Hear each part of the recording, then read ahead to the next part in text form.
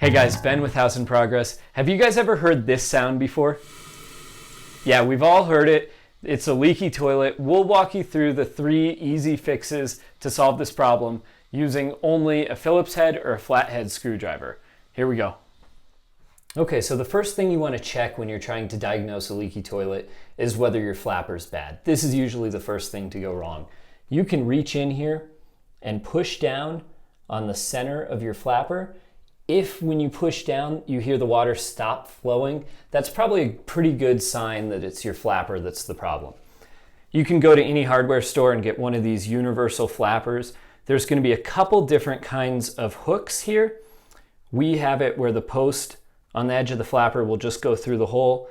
There might also be ones that you'll see where it's going to hook on at the bottom. Either way, you're either going to pull that up or pull these off on your old flapper to get the old one out. What happens here is you're going to get some calcium buildup or other minerals building up that's actually going to prevent this from getting a good seal on the toilet. It also just could be because the rubber's getting old. So what you'll do here is you'll take the end of the chain and you're going to hook this onto your toilet lever.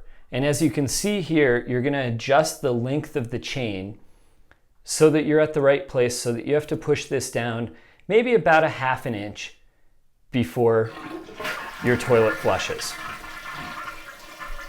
So you want to make sure it flushes appropriately, and when you let up, that drops down and seals again without the chain getting in the way. Sometimes, whoever did this before may have just left extra chain for you, and that'll keep your flapper from sealing all the way.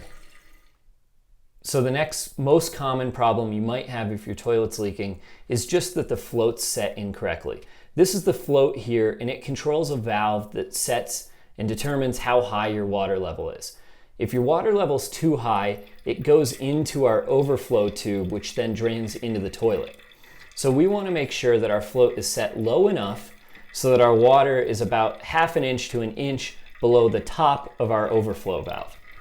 So what we'll do in this case is we'll turn this screw counterclockwise until our float goes a little bit lower. You can see now our float's underwater. That's because we were pushing down and we filled it up too high already. So you might have to flush once and then let it refill again to actually test how high the water level gets this time. And again, just keep in mind, you want that about ½ inch to 1 inch below the top of your overflow tube. Okay, so at this point, you might be thinking, well, that's not what my float valve looks like at all. So here's the other style you might run into. This float ball essentially acts as the same thing. There are 2 ways that you can adjust this. Sometimes you can either bend this pipe so that your float ball sits higher or lower. The real way you should do it, though, is to take a screwdriver and adjust this screw on top. So again, clockwise is going to put us down further in the water. Counterclockwise is going to raise this up. However you do it, you want to make sure, again, that the water ends up about ½ inch to 1 inch below the top of the fill valve. So we're going to flush again, and we're going to test that we're at about the right place that we want to be. Okay, and that's how you set the float on this style float. Check to make sure the water level is good, and check to make sure that you're not hearing any more leaks. Okay, so if step 1 and step 2 didn't work for you, the third thing you're going to want to check is this piece right here. You're going to want to check for a broken fill valve. It'll look something like this with water coming out of places that it probably shouldn't. This is easy to fix. You can go to a hardware store and pick up a new fill valve pretty inexpensively, and if you check out one of our other videos, we'll show you how to do this part.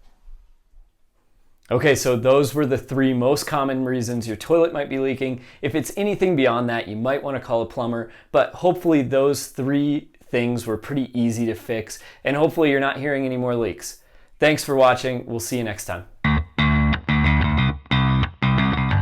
It might be your flapper, your fill valve, or something else that I don't know. We're back here today to why can I not remember the order? One beer down. We'll show you the 3 most common All right, stop recording.